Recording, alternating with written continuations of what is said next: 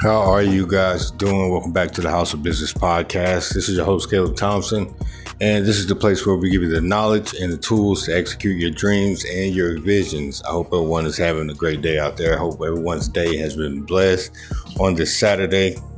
I always like to start these messages with gratitude, so I would like to thank everyone for watching these episodes. I would like to thank everyone for tuning in. I would like for you to like, share, and subscribe. Hit that notification bell so that you could stay up to date on these episodes and these things that we are doing here on this podcast. This is a business podcast. This is the House of Business Podcast 2.0. And this is the place, like I said, where we give you the knowledge and tools to execute your dreams and your visions.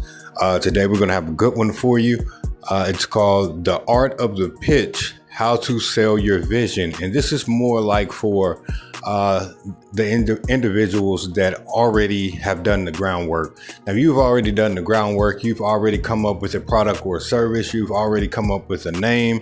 You've already come up with a logo. You've already come up with a business plan on how you're going to execute your business. You've already come up with operational systems or possible operational systems. Maybe you can just model your operational systems off of a similar company. Just say if you're starting a coffee company, maybe you want to model your operational systems off a similar company and just kind of adopt some of those operational systems because it's going to be ran the same way, but you want to add your own modern twist. So a lot of things you don't have to start or do from scratch. There are business models out there that you can copy and paste, but add your own twist according to your particular recipes. You can tailor it to the way your business hours, the way that you would like your store open, close, anything that you really do more than one time. It needs to have a business operational system, and you will run your business different than any other coffee shop, but you can use other similar businesses operational system as a foundation or as a base, and then build off of that or modify that. But this right here, the art of the pitch, is basically for the ones who they're already in the stage A of the business. They're already past cultivating, or just creating the vision. They have already taken steps.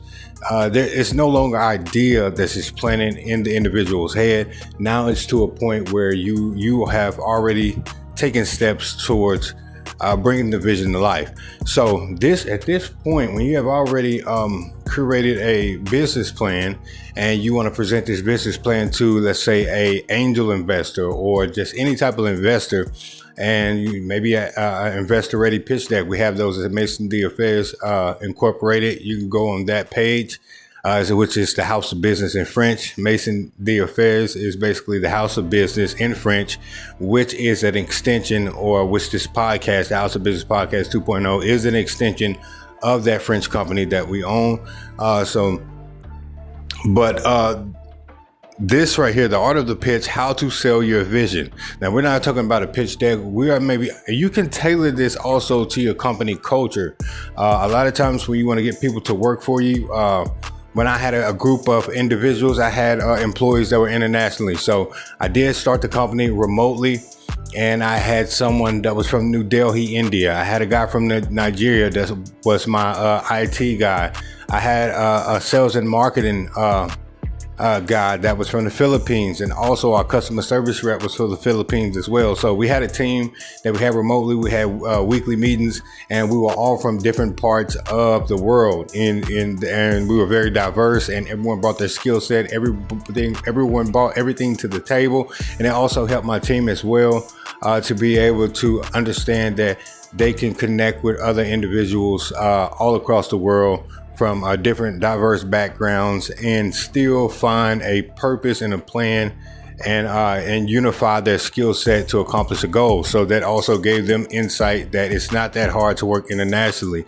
But one thing that I lacked at that point of me becoming a business owner, I lacked being able to articulate the vision that was in my head. I knew exactly what I wanted to do. I knew exactly when I wanted to do it. I knew exactly what I needed, but I was not able to put the words together to clearly articulate that vision that was in my head to my employees, which caused delay on us executing and getting things done in a timely fashion to the point where we could have scaled the company a lot faster. Because when you cannot give a clear vision, we don't have any direction. Without a clear vision, you don't have clear direction.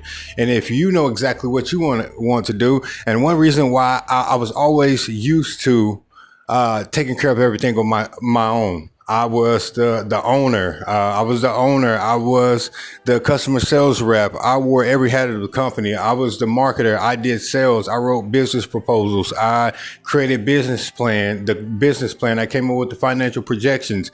I came up with, the business model, the business tool. I worked every area of the company. I was the payroll guy. I did payroll from Homebase. We used Homebase as our software at that time. I did payroll.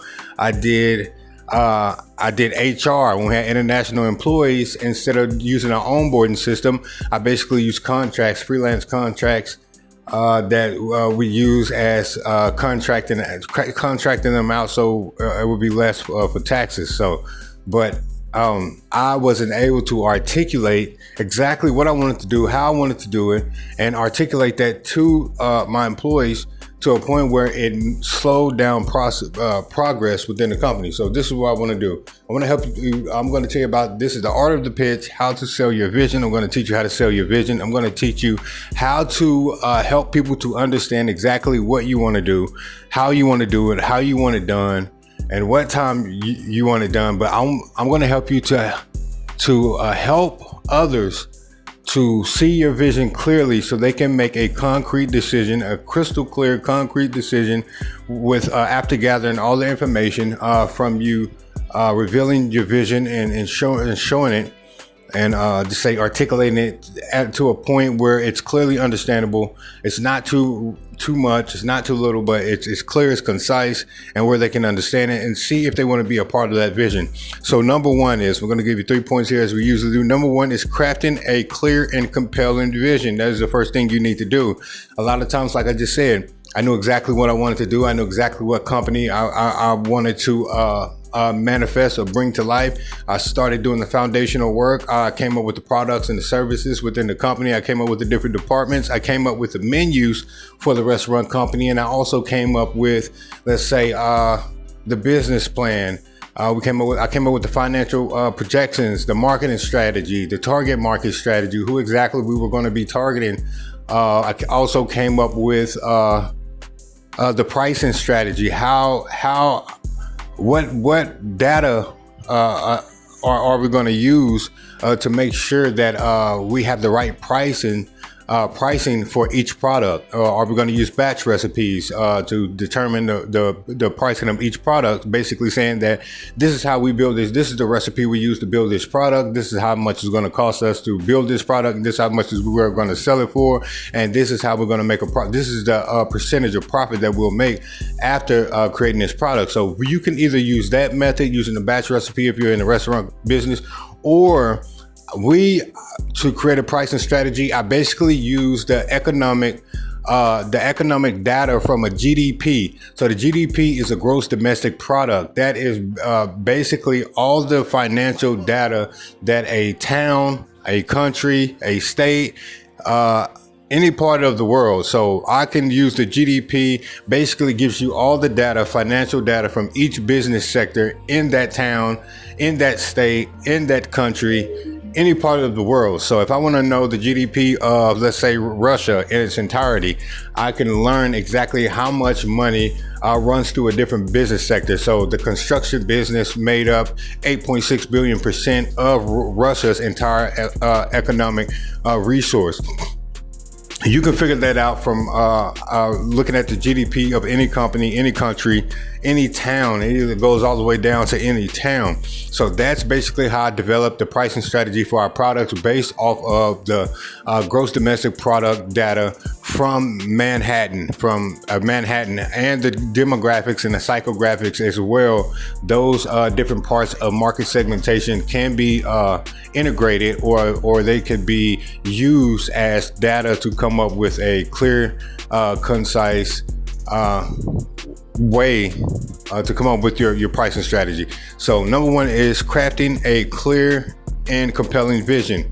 So I like to break down how important it is for me to start every pitch with absolute clarity, because if I can't explain my vision simply, nobody else will understand it. You have to understand that, like basically what I just said, I just cause a lot of delay. You will cause a lot of delay in your progress or even scaling a company. You know, you have to learn the art of delegation, but you will not be good at the art of delegation if you cannot give someone a clear,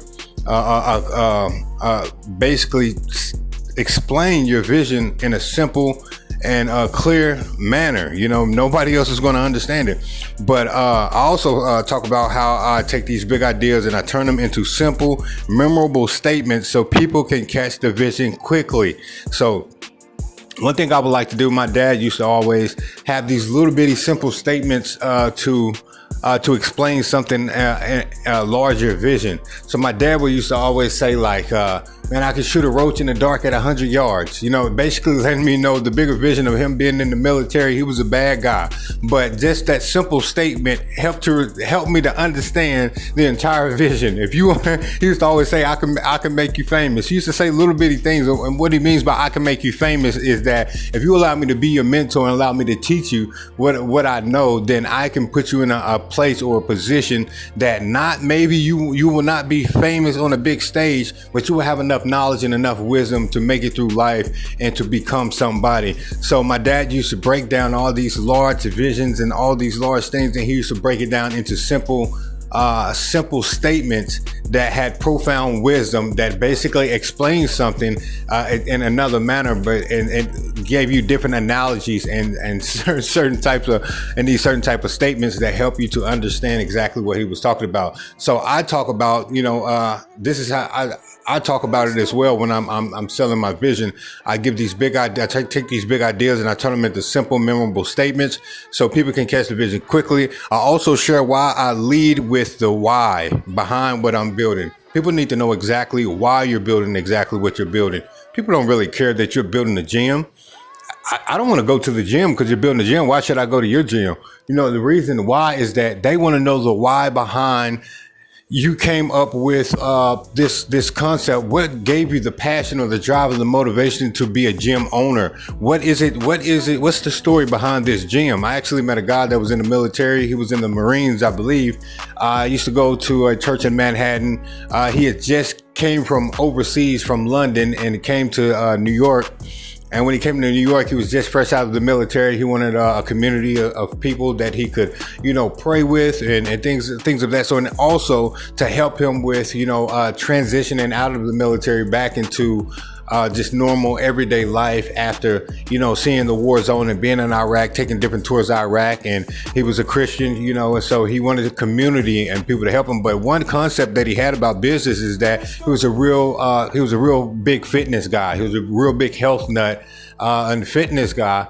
But one reason why he wanted to start that because he was never really, I believe, just able to work out and do the things that he really wanted to do and stay healthy while out there on the field and out there at war. And that's something that he really felt like that was a big concern to a lot of the soldiers. Not saying they don't do PT every day, but when you go to Iraq, you're not doing PT every day. You may be able to work out in the barracks wherever you're stationed at over there in Iraq, but you are not able to get up every morning and do PT and things from my knowledge. So there's a different set of protocols and different set of rules that you'll have to follow as being in a war zone that you would at being at an Army base camp. So it's the things change and the things different. Your awareness is rather higher then and you can still work out there. Don't get me wrong, but it will not be like you going on your own schedule, doing exactly what you want to do, how you want to do. You're in the Army to be a soldier and you take commands and things of that sort. So if I'm wrong, correct me on that. But I was raised with a military family. I was raised on an Army base in Killeen, Texas. I was raised I was raised under an E5 staff sergeant in the military. So, most of my family's in the military. I also have a nephew that's in the Marines. My dad, my dad died with 3 different calibers of bullets in him. So I was raised in a military background, in a military family, a family that was raised from war. And I embodied that as well. But let me know. You got to take these big ideas and break them down. But I always share why I lead with the why behind what you're building.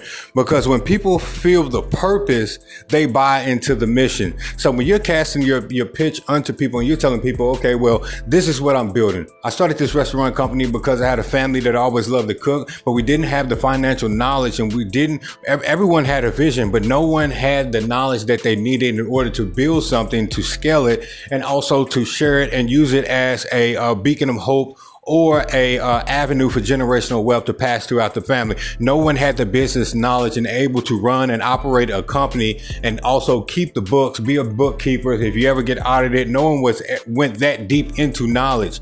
Maybe you're a good cook and you're selling plates out of the house, but no one ever had the knowledge to really run, own, and operate a business at a large capacity and with heavy foot traffic, and also on the legal side, as well as when they make money, they're not just putting it in their pocket or next week we're going to sell plates again, or then they are running a legal business, operating and managing a legal entity, and also, submitting the financial reports to the RIS and keeping the books and things like that. So no one ever had the knowledge to do that, and also use that as a way to take the profits, to reinvest those profits, maybe back into the business to create another department of the business, or reinvest those profits into, let's say, real estate, or creating a trust fund, or maybe going into tax lien investing, or maybe going into operating another business like vending machines, or just anything. No one ever had the knowledge to create a diverse investment portfolio to create generational wealth to pass on to other members of the family. So, but when you have a why behind exactly what you're doing, I can tell someone, why I'm doing this. I'm doing this because I want to help someone. I want to help veterans. I want to do this. It's easier for people to buy into that vision when they understand that there's a purpose behind it. Yeah, I don't want to go to your gym just because it's a gym with a cool name. I want to understand why I should bring my money. Why shouldn't I go up the street to the other guys? You know what I mean? That guy right there, he used to be a 2-time jiu-jitsu champion. You know what I mean? He ended up breaking his leg. You know what I mean? Something happened. He broke his leg in a bar fight, ruined his career, and now he want to dedicate the rest of his life to teaching children and adults jiu-jitsu and how to control their anger so that they won't ruin their lives and career. So he dedicated his entire life on one mistake he made that ruined his career, and that's why he created that gym. What's your story? So I want to know, what's your story? Why should I give my money to you? Why should I get a membership here? What's the why behind this business entity that you created? So once you people feel, when they feel the purpose behind it, they buy into the vision. Okay, so number 1 was crafting a clear and compelling vision. Number 2 is understanding my audience before I pitch. I can tell you about the Nutcracker, the ballet. I can tell you about the name of the most famous ballerina, but before you make a pitch, you need to understand your targeted audience. You are not going to sell a Harley to a ballerina, and I'm not saying there's not some biker ballerinas out there, but what I'm saying is that you cannot take something from a different business sector and try to tailor that pitch to someone who is truly not interested. If there is somebody that is just say, I hate to use religion or something like, but just say that there's somebody that's a Mormon. Why would I pitch my tattoo supply store idea to someone who may be an investor, but he's a Mormon? He doesn't, his religious background or his religious outlook will not permit him to move forward in his morals that his foundation that he's based on, which religious foundation, will not convince him to invest in a tattoo parlor when that's something that he truly doesn't align with or he truly doesn't stand for. So you need to understand your audience before you even make a pitch, before you try to get someone to even buy into your vision. That's basically like, I can tell you all day that I'm gonna start a vending machine business, but if the person that you're pitching to, he has no drive, he doesn't care, and he doesn't even have the money to even move your vision forward, you don't need to tell your dreams to someone who is not looking to help you or is not in a position to help you. You don't go, and that's how a lot of people, I'm gonna tell you this, a lot of people that really have dreams, a lot of people that are truly gifted, and a lot of people that could have been a lot further along, they told some, excuse my language, but they told some hating friend or someone that has secret animosity against them. It's their best friend. The best friend, they thinking they're cool together. As soon as you have a dream, you're telling your friend, man, you know what? I'm gonna buy, when I get my check or get my taxes, I'm gonna get 50 pair. I'm gonna go online, look at a Chinese store. I'm gonna get 50 pair of Air Force Ones, and I'm just chase my dream of customizing Air Force Ones. I'm gonna just look up different ways on Pinterest and different patterns, buy different fabrics, and I'm gonna learn how to customize shoes. That's something I always wanted to do. You need to keep that vision to yourself until you craft that vision, until it gets to a point or it gets so much traction that if anyone says anything about it, it wouldn't even affect your momentum on what you're doing. You do not tell someone about a vision or a purpose that you have when you're still pregnant with it. You need to give birth. You need to be so far gone, and you need to be past the third trimester. The baby's head needs to be crowning when you give birth to that vision. You know what I mean? So some people will try to kill the vision before you give birth to it. So you have to think of every dream, every idea as if you are pregnant with a baby. Every idea is a sperm cell germinating the egg. That's an idea.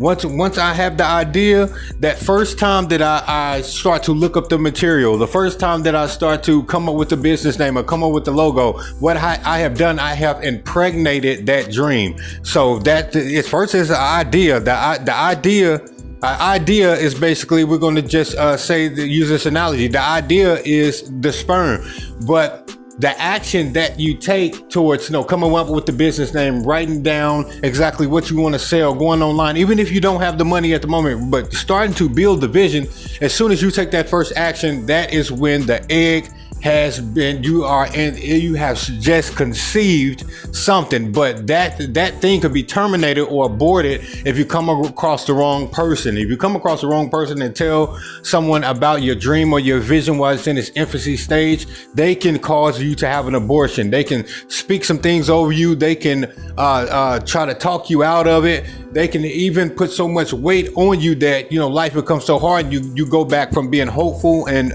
living from a place of hopefulness to going back into a consciousness that's causing you to survive everyday life. You know what I mean? So don't tell anyone exactly what you're doing. You need to get your vision. You need to get to yourself. You need to figure out exactly what you want to do, how you want to do it. You need to figure out, don't tell anyone. Do exactly what you want to do. I don't care if you have a notebook put to the side. Focus, use all your energy, your time, and your focus on what you're trying to achieve, because, it's easy to be distracted. You know what I mean? You cannot achieve nothing in a group of people. The only time that you can achieve something in a group of people is if you have already done the work and you've made it. Then people will automatically come and they'll want to be a part of it. Nobody wants to be a part of anything if they have no evidence of it's no fruit.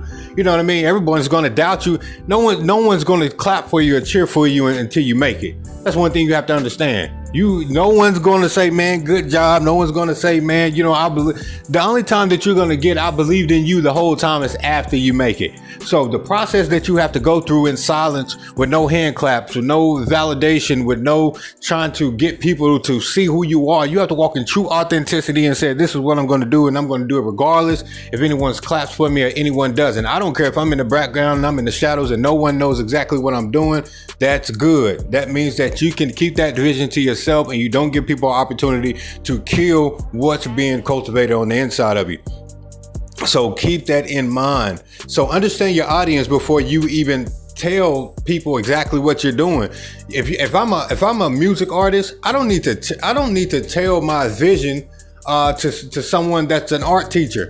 You know what I mean? I need to tell my vision to someone that's a producer. A producer is someone that can take me to the next level. Stop telling your dreams and your visions to people that are right there beside you and people that are under you, or people that don't have the same outlook on you, or that is not in your same lane. Now, I'm not saying you can't tell your dream to another artist so you guys can collaborate and maybe exchange contacts. Maybe it's an artist, a producer that didn't work for him, and he may want to give you the contact. A lot of people, they don't like to help people. If they have to get it out the mud, they really don't like to help other people make it, because they didn't make it, they become bitter and instead of better in a lot of these situations. So you're just gonna have to do a lot of footwork yourself. You know what I mean? Nothing just comes to a sleeper but a dream. You're gonna have to put your boots on the ground, and you're gonna have to chase your own dream, and you're gonna have to make these contacts and these connections and find different ways and come up with a different strategy that works for you. Something that works for me, it may not work for you, because we're two different people. We have two different outlooks on life.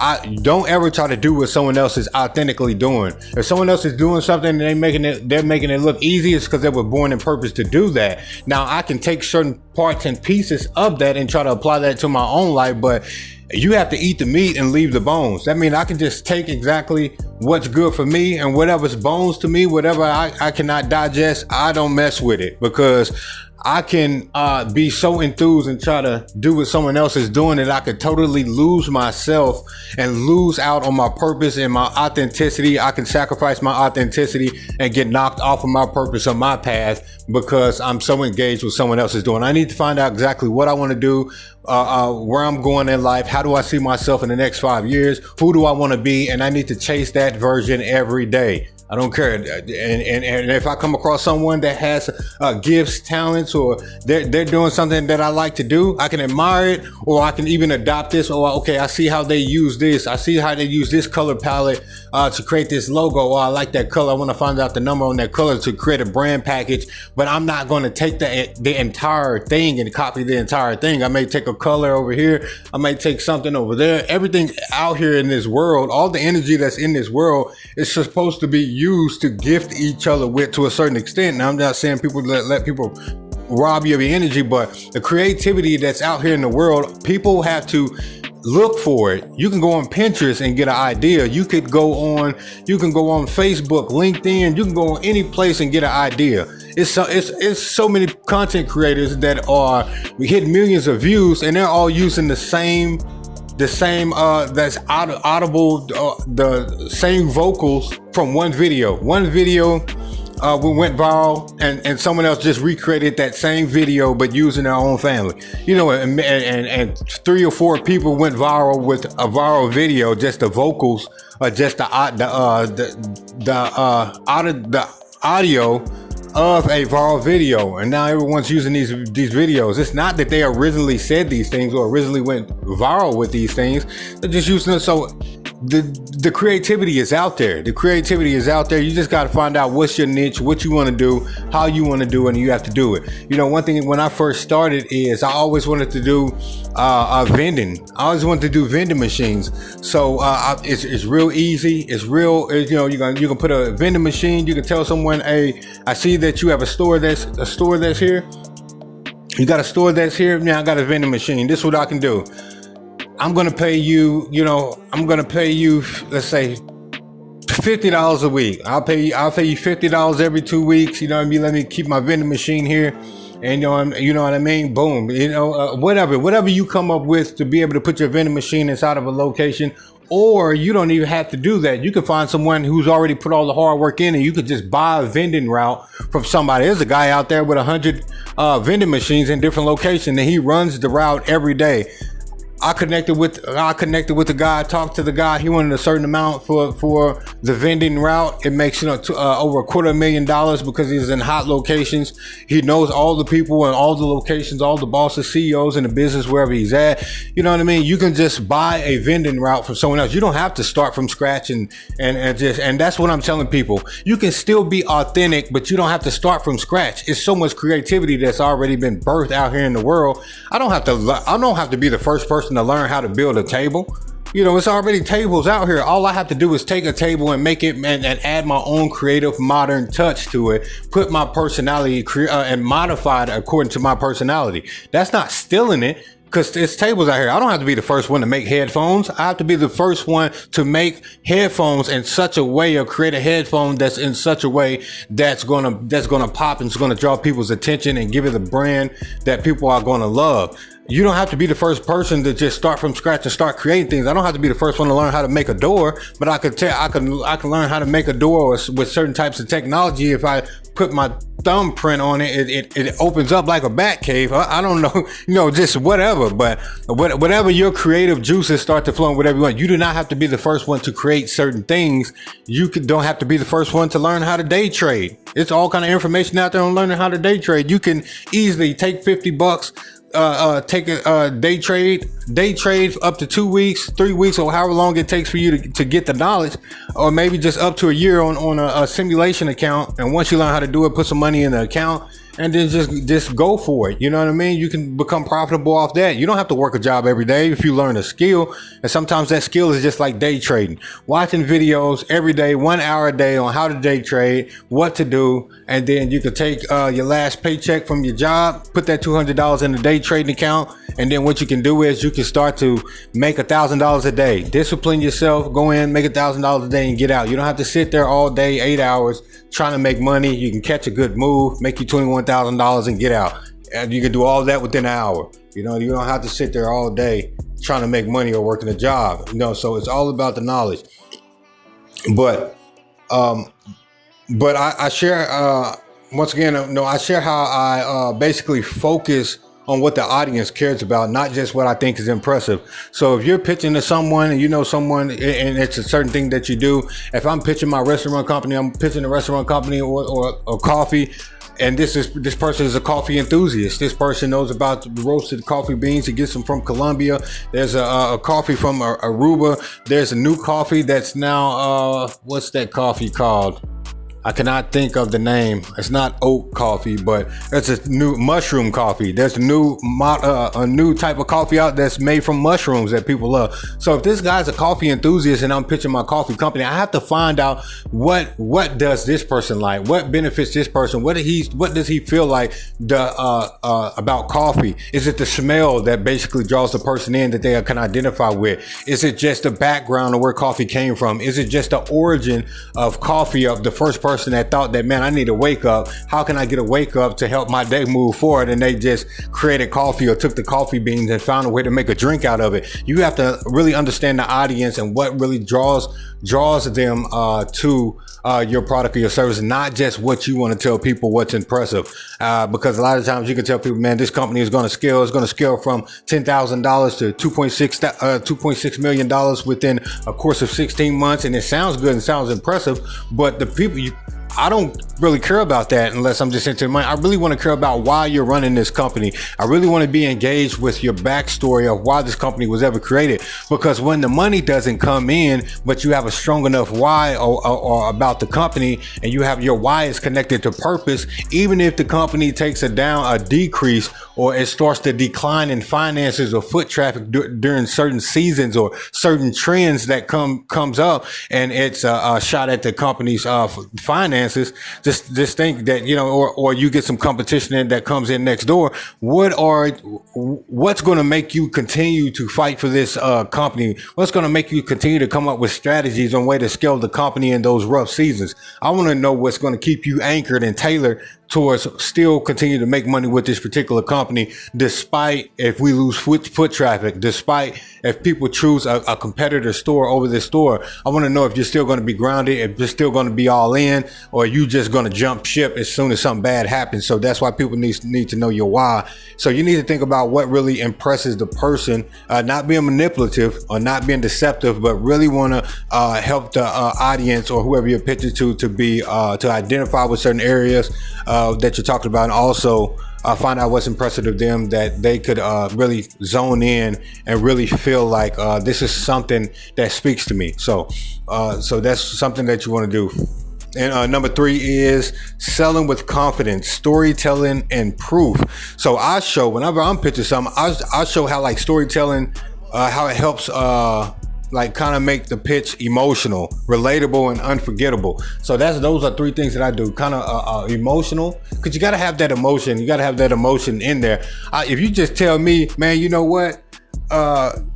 Old boy, them dog up the street died. You know what I mean? I'm like, dang, the dog died. Okay, but if you tell me, hey, man, do you know that, man? Hey, old boy up the street, you know, that dog that he had. Remember if you start to pull the emotion into it, the dog that they had that he bought for his daughter on her third birthday, don't you know that dog, with the blue eyes, that dog, man, I'm telling you, the prettiest dog that and on all this neighborhood. Don't you know that dog ran out into the street? I'm like, oh man, the pretty one, the little pretty dog that you said he got it for his daughter's third birthday. Oh man, what did he name it? I'll get more engaged into the conversation, and you have to add that emotion when you're pitching a story or a concept to an investor as well, to be more detailed and bring emotion into that storytelling. Make it relatable. Just like I entered in like the neighborhood, or I entered in something with that emotion.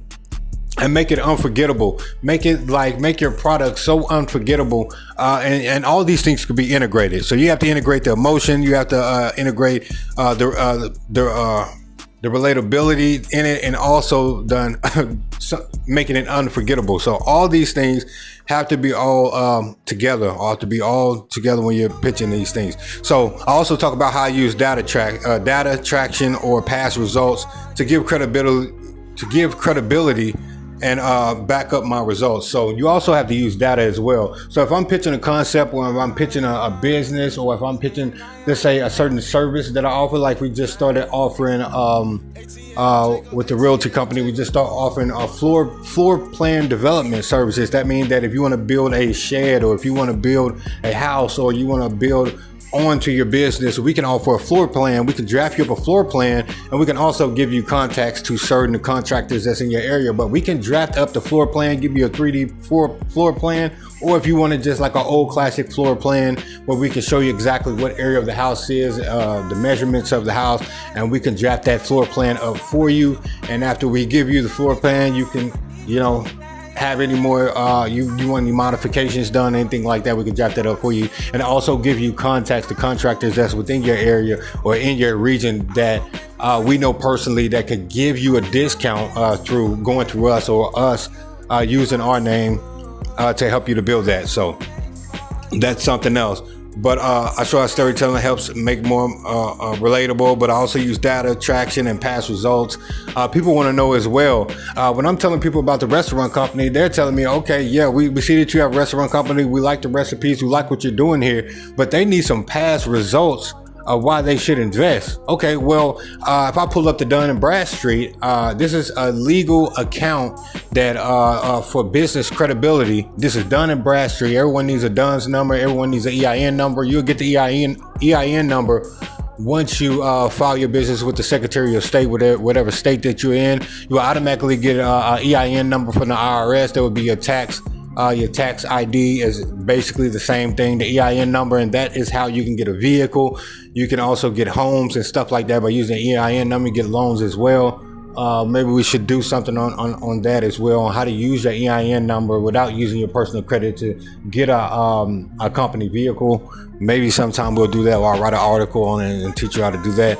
But once you do that, you need to, so if I go to Dun & Bradstreet, it tells me exactly, it pulls up the revenue based off of my tax papers. So if I go to Thompson Square Gardens Restaurant Company, go to Dun & Bradstreet, this is our personal business profile.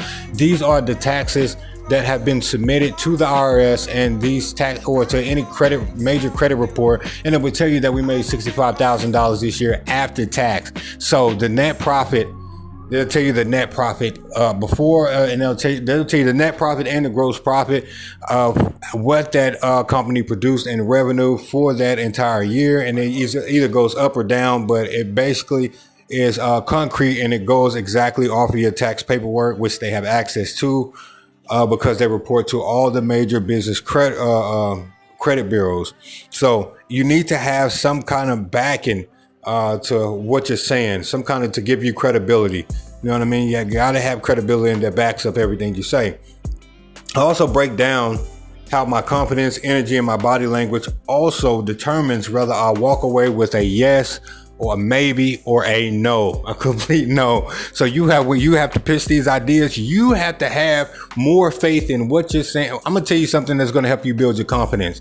What's going to help you build your confidence is if you take the time to obtain the knowledge, not only obtain the knowledge, but retain the knowledge, and to the point where it's deeply rooted in you. That when you tell someone else, have you ever seen someone tell someone some gossip and it's not even true, but they believe it so much that when they're saying it, it has to be true.